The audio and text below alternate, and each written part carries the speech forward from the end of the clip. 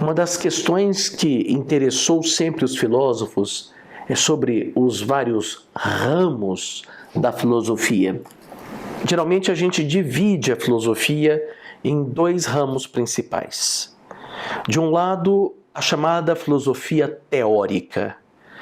Essa palavra vem de theorein, que é uma palavra grega para contemplação, ver a divindade, conhecer. E filosofia prática, a segunda divisão, que vem do verbo praxein, que significa agir. Nós dizemos que a filosofia teórica é composta por vários ramos, sendo o primeiro deles a ontologia ou metafísica. O que é o ser? Por que é que algo existe? E neste curso a gente vai tratar de várias obras que são do campo da ontologia ou da metafísica. A República de Platão, por exemplo, ou as Confissões de Santo Agostinho. Depois vem a teoria do conhecimento. Como é que nós conhecemos? É a partir dos sentidos ou a partir da razão? Quais são os limites do conhecimento humano? O conhecimento humano se origina na experiência ou na razão? Ele depende de um fundamento último ou exige apenas uma coerência entre os seus vários princípios?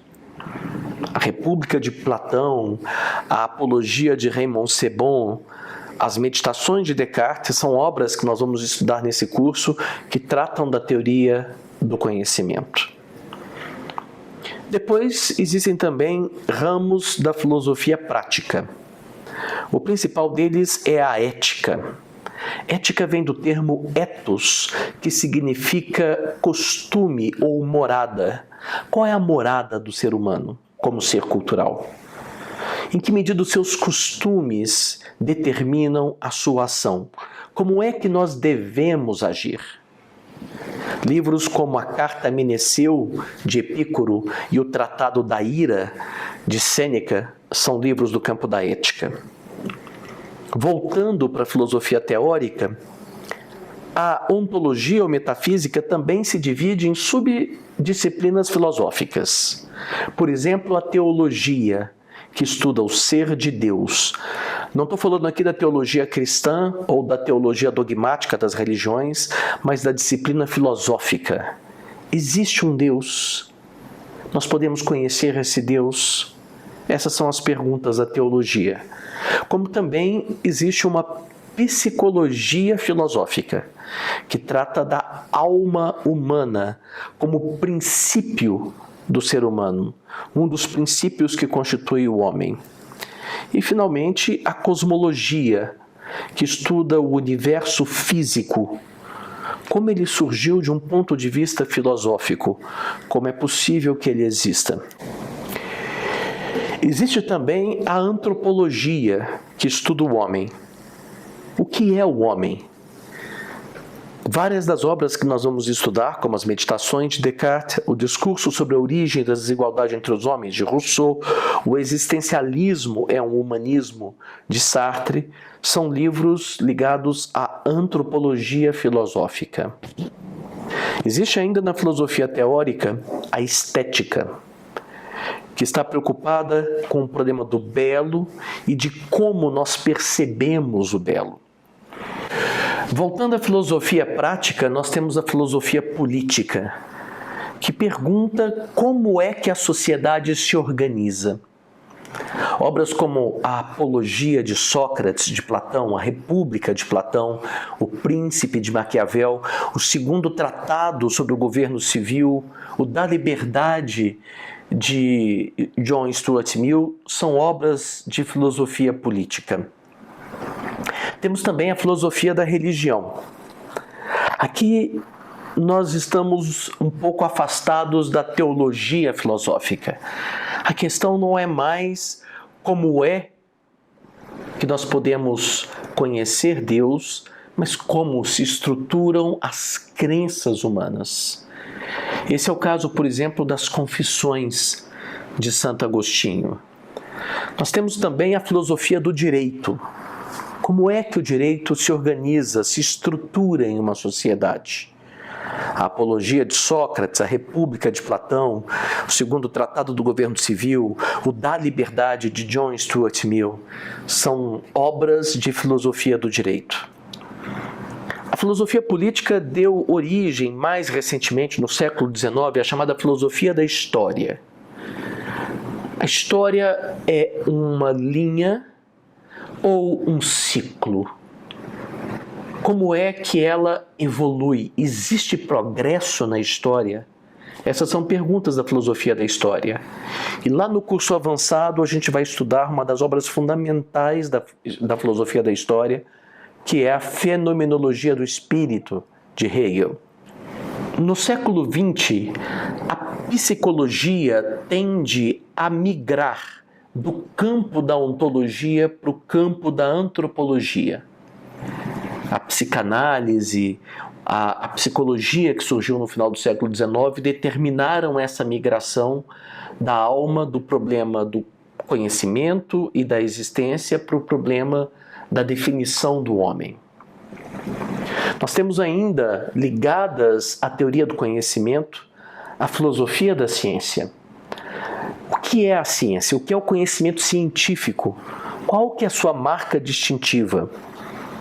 E um livro como A Estrutura das Revoluções Científicas, que nós vamos estudar no curso intermediário, de Thomas Kuhn, é uma obra sobre filosofia da ciência.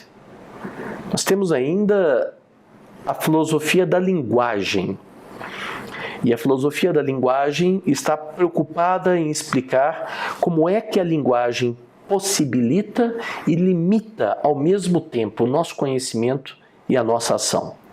No curso intermediário, nós vamos estudar uma obra chamada Como Fazer Coisas com Palavras, de John Austin, que é um livro de filosofia da linguagem. Nós podemos resumir todos esses ramos em algumas perguntas. Por exemplo, Platão disse que o objeto fundamental da filosofia é a pergunta sobre o que é o belo, o que é o bem e o que é o verdadeiro, que estão ligadas à estética, à ética e à ontologia, que em Platão não se distingue muito da teoria do conhecimento. Nós temos também Kant, que vai dizer que existem 4 perguntas que estruturam a filosofia. A primeira é: o que posso conhecer? Quais são os limites daquilo que é e daquilo que não é cognoscível? A segunda pergunta é: como devo agir? O que é que a ética, o que é que o dever exige de mim? Em terceiro lugar, o que me é lícito esperar? Isso tem a ver com a conexão entre este mundo e uma eventual vida após a morte, ou ainda com a conexão entre um princípio de esperança que estrutura a vida humana. E, finalmente, uma quarta pergunta que encampa as outras, que é: o que é o homem? Essas 4 perguntas, segundo Kant, são as perguntas fundamentais da filosofia.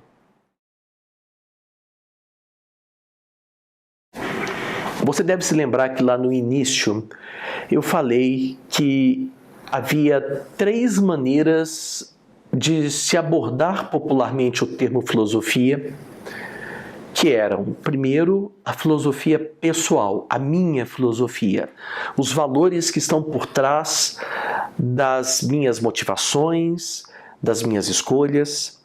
Em segundo lugar, o sistema filosófico de cada pensador, a filosofia de Kant, a filosofia de Descartes. E em terceiro lugar, a ideia de um sistema consistente que permite fazer escolhas de modo coerente e de modo satisfatório. E agora eu quero dizer que esses 3 conceitos estão de alguma forma conectados entre si. Tudo começa com uma filosofia como conjunto de valores. Nós sempre partimos dos nossos valores que nos orientam, seja como povo, seja como indivíduo, e muitas vezes percebemos que há uma contradição, uma inconsistência entre esses valores. Quando nós percebemos isso, nós recorremos ao estudo da filosofia e, mais precisamente, de filósofos, de sistemas filosóficos. E isso nos leva a formularmos, quando submetemos os nossos valores a esses filósofos, um novo sistema pessoal. E é esse sistema que passa a orientar a nossa ação e o nosso pensamento. O objetivo da filosofia é esse. O objetivo da filosofia não é a mera memorização de ideias de outros pensadores, ainda que isso seja importante. Isso é importante porque é vendo como os outros pensam que nós aprendemos a pensar. É por isso que a história da filosofia é tão importante. É por isso que num curso de filosofia, o que se estuda é basicamente a história da filosofia. Mas o objetivo não é simplesmente fazer história das ideias. O objetivo é nos levar a pensar o nosso sistema de valores, de princípios, de fundamentos da realidade. O nosso objetivo é elaborar um sistema de valores pessoal e que vence as suas inconsistências, as inconsistências do senso comum, através da reflexão. O objetivo de um sistema filosófico é influenciar o conjunto da filosofia com novos valores, com novos modos de se formular problemas. À medida em que a filosofia foi evoluindo, se é que nós podemos usar o termo evolução, ela foi propondo novos problemas. Alguns autores já falaram que a filosofia antiga e medieval se preocupa com o problema do ser. A filosofia moderna com o problema do conhecimento e a filosofia contemporânea com o problema da ética. Eu não quero usar essa expressão, essa divisão, porque eu reconheço que esses problemas estão presentes em todas as épocas. Mas se a gente for comparar, por exemplo, Aristóteles com Kant, fica evidente que Aristóteles está pensando outros problemas. A pergunta de Aristóteles é como é que a ação humana se conecta com a finalidade da existência humana. Enquanto Kant formula uma questão completamente diferente. O que é que eu devo fazer, como é que eu devo agir, independente de quais sejam as finalidades do ser individual que o fazem feliz. Então percebam que o que vai mudando ao longo da história da filosofia são as perguntas, porque as respostas que se dá às perguntas anteriores por um filósofo motiva o surgimento de novas questões. Eu quero terminar esse vídeo dizendo que o fundamental da filosofia, do desenvolvimento do pensamento filosófico, tem a ver com a superação das inconsistências comuns ao senso comum.